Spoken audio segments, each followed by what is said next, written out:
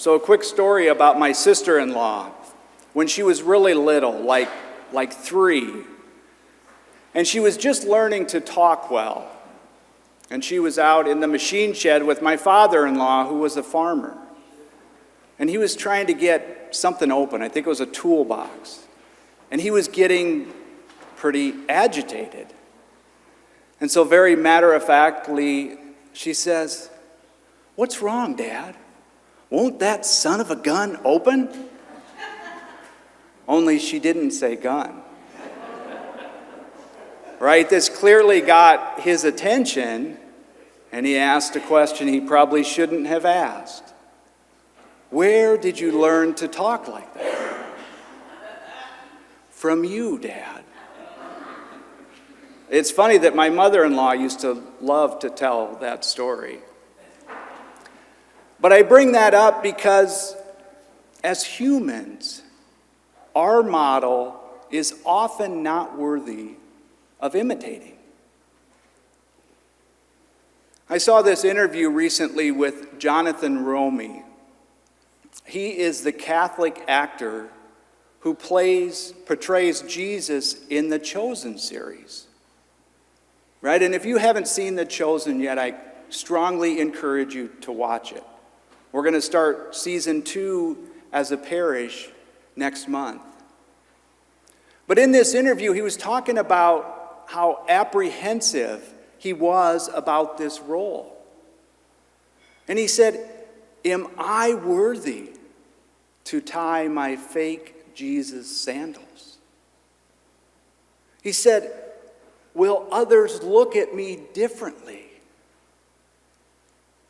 And he talked about the great responsibility he felt. One, to try and somewhat accurately portray who Jesus is. But also off screen, he knew that, like it or not, people would associate him with Jesus. And so he said, "I have to raise my standards." So in preparation for this role, he studied a lot. He learned a lot. He prayed a lot. And he tried his best to imitate Jesus.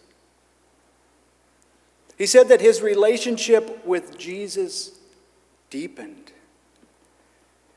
And he started to see people differently.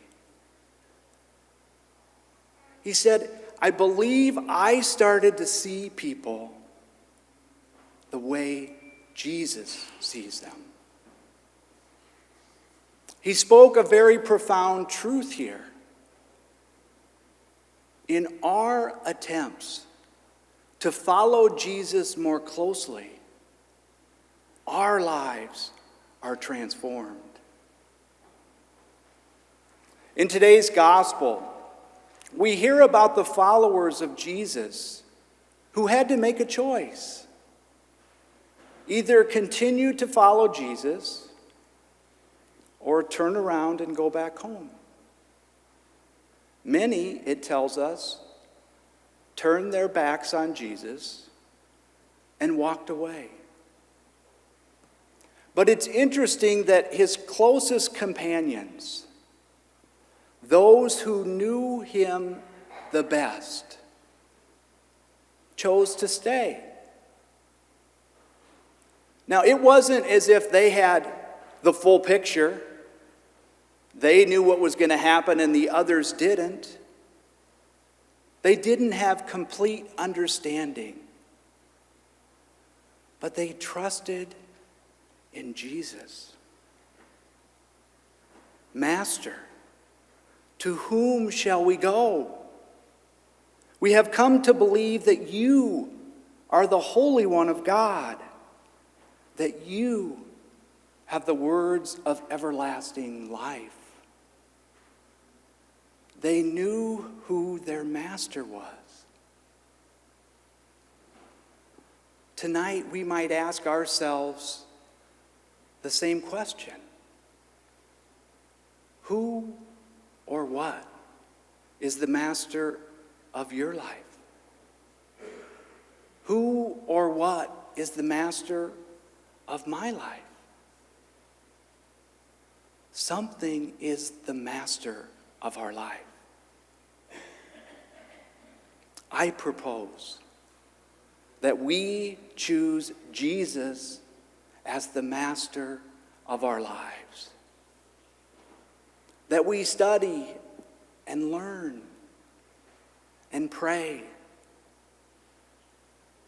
and just try to imitate him. Trust that he will transform our lives so that we can see our world and the people around us differently.